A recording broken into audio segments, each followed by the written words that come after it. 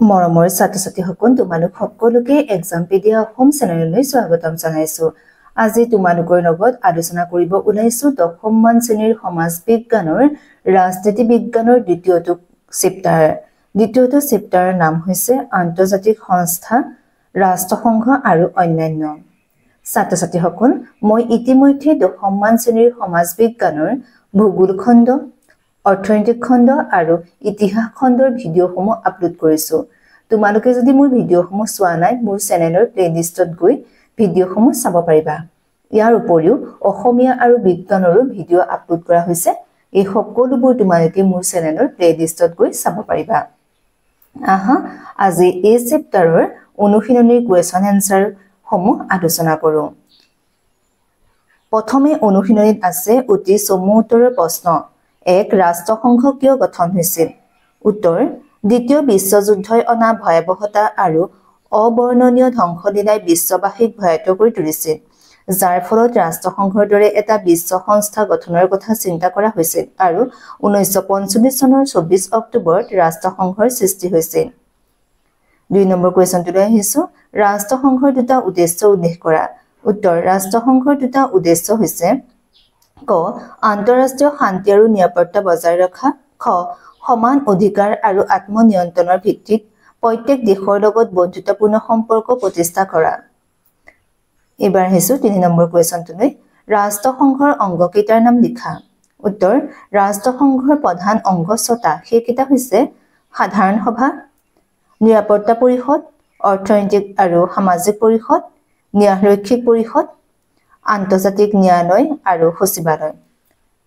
এবাৰ আহিছো তোমালোকৰ 4 নম্বৰ কুৱেশ্যনটোলৈ।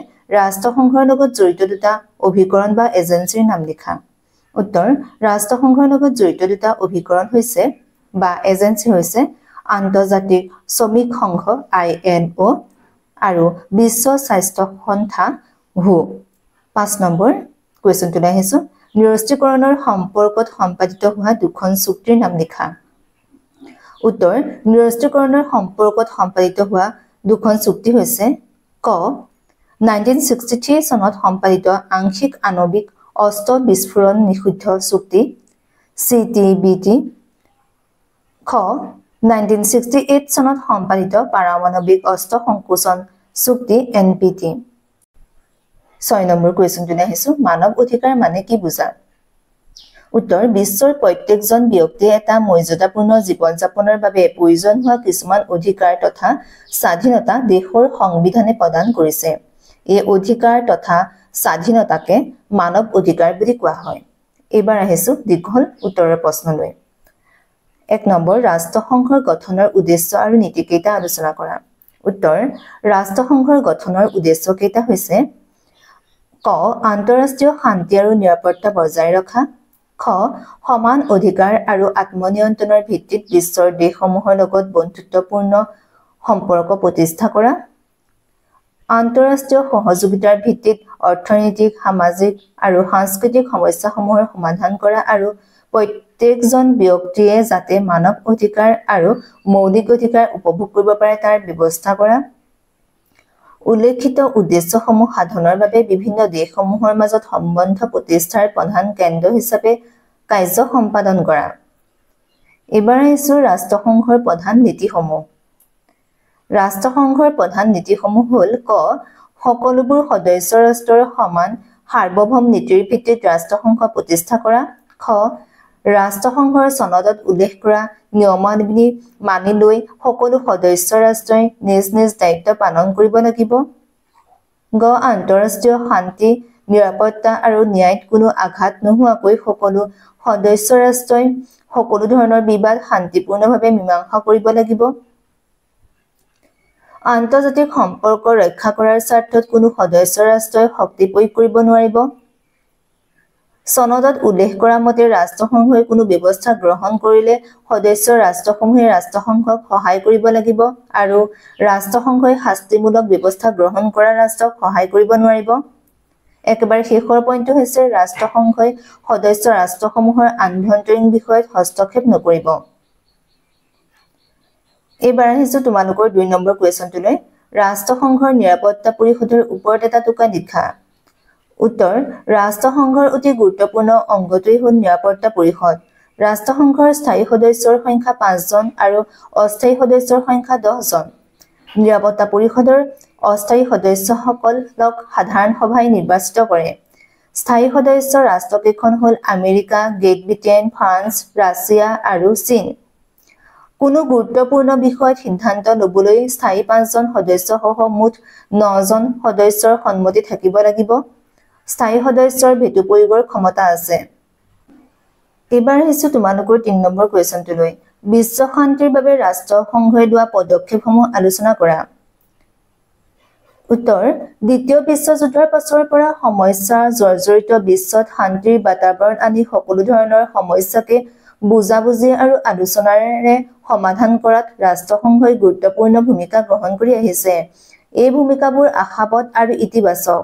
অৱশ্যে বহু ক্ষেত্ৰত আমেৰিকা যুক্তৰাষ্ট্ৰৰ শক্তিশালী স্থিতি আৰু কোনো ক্ষেত্ৰত ৰাষ্ট্ৰসংঘৰ অনুমোদন অবিহনে আমেৰিকাই লোৱা সামৰিক কাৰ্যপন্থাই ৰাষ্ট্ৰসংঘৰ স্থিতিত কিছু জোকাৰণি আনিছে যদিও যোৱা সুদীৰ্ঘ কাল ধৰি বিশ্বযুদ্ধ লেখীয়া বৃহৎ যুদ্ধ পৰিৱেশক পৰাহত কৰি ৰাখিব পৰা কাৰ্যই ৰাষ্ট্ৰসংঘৰ সফলতাক সূচাইছে।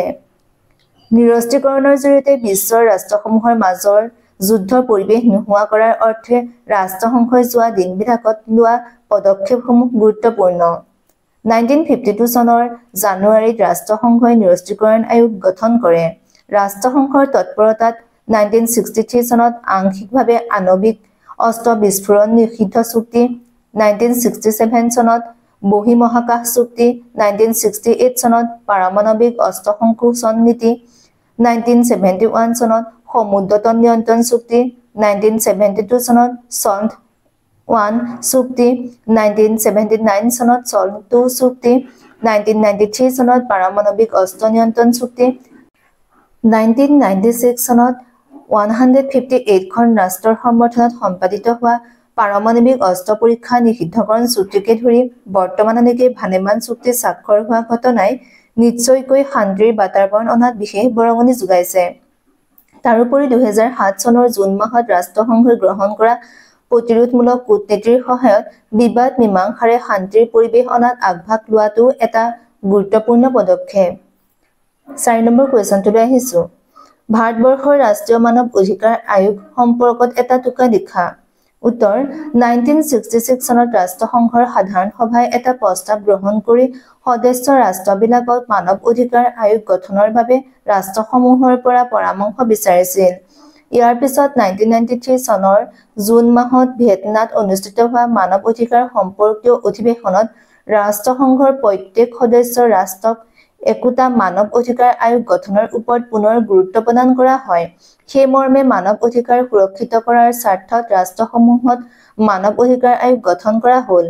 ভাৰতবৰ্ষত 1993 চনৰ 28 ছেপ্টেম্বৰ তাৰিখে ৰাষ্ট্ৰপতিয়ে এখন অধ্যাদেশ জাৰি কৰে আৰু সেই মৰ্মে 1993 চনৰ 12 অক্টোবৰ তাৰিখে ৰাষ্ট্ৰীয় মানৱ অধিকাৰ আয়োগ গঠন কৰা হয়। ৰাষ্ট্ৰীয় মানৱ অধিকাৰ আয়োগৰ সভাপতিজন উচ্চতম ন্যায়ালয়ৰ প্ৰাক্তন মুখ্য ন্যায়াধীশ হ'ব লাগিব। সদস্যসকলৰ ভিতৰত ক এজন সদস্য উচ্চতম ন্যায়ালয়ৰ ন্যায়াধীশ অথবা প্ৰাক্তন ন্যায়াধীশ হ'ব লাগিব। এজন কোনো উচ্চ ন্যায়ালয়ৰ মুখ্য ন্যায়াধীশ বা প্ৰাক্তন মুখ্য ন্যায়াধীশ।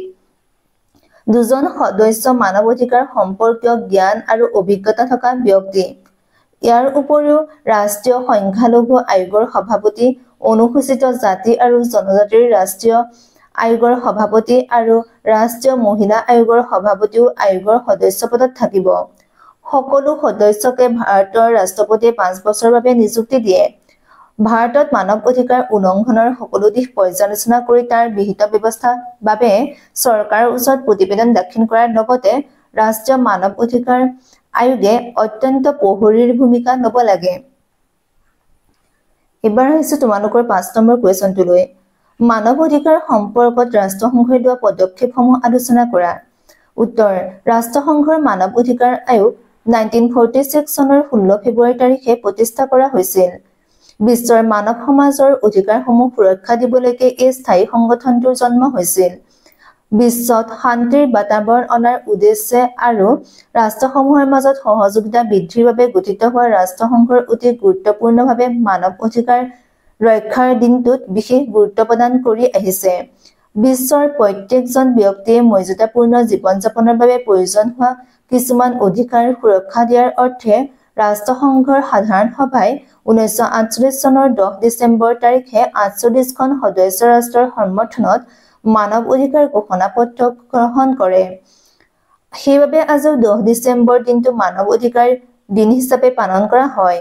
এই প্ৰস্তাৱনা আৰু 30টা অনুচ্ছেদ সন্মিলিত ঘোষণাপত্ৰই মূলতঃ দুটা উদ্দেশ্য সাধন কৰিছে।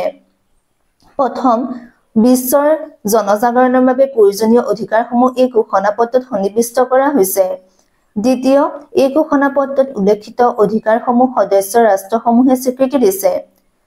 বিশ্বৰ নাগৰিকৰ জীৱন যাত্ৰাৰ মানদণ্ড উন্নত কৰা আৰু এটা মৰ্যাদাপূৰ্ণ জীৱন যাপনৰ বাট মুকলি কৰাৰ বাবে ৰাষ্ট্ৰসংঘই মানৱ অধিকাৰ সম্পৰ্কত এতিয়ালৈকে লোৱা পদক্ষেপ নিশ্চয়কৈ আশাব্যঞ্জক। জন্মখনত এই সংগঠনৰ সদস্য আছিল 18 জন। 1990 চনত ইয়াৰ সদস্যৰ সংখ্যা হ'ল 53 জনলৈ বৃদ্ধি কৰা হয়। আয়োগে মানৱ অধিকাৰ উলংঘা সম্পৰ্কীয় অভিযোগ গ্ৰহণ কৰে আৰু তেনে অভিযোগৰ ওপৰত সংশ্লিষ্ট চৰকাৰৰ পৰা প্ৰতিবেদন বিচাৰে। ছাত্ৰ-ছাত্ৰীসকল, এইখিনি আছিল এই চেপ্টাৰৰ অন্তৰ্গত কুৱেশ্যন এনচাৰ। ভিডিঅ'টো চাই কেনে পালা? যদি ভাল পাইছা লাইক কৰিবা, কমেণ্ট কৰিবা আৰু নিজৰ বন্ধু-বান্ধৱীসকলক যিমান পাৰা সিমান শ্বেয়াৰ কৰিবা যাতে তেওঁলোকো উপকৃত হয়। লগতে মোৰ চেনেলটো ছাবস্ক্ৰাইব কৰি দিবলৈ নাপাহৰিবা। যদিহে মোৰ ভিডিঅ'টো ফেচবুক আৰু ইনষ্টাগ্ৰামৰ পৰা চাইছা তেন্তে মোক ফ'ল' কৰিবা। লগতে তোমালোকে মোৰ ভিডিঅ'টো কোন কোন ডিষ্ট্ৰিক্টৰ পৰা চাইছা জনাবলৈ নাপাহৰিবা। ধন্যবাদ।